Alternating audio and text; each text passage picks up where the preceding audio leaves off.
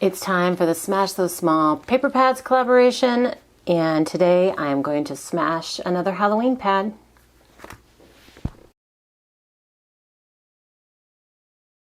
Hey guys, it's Beth. Welcome.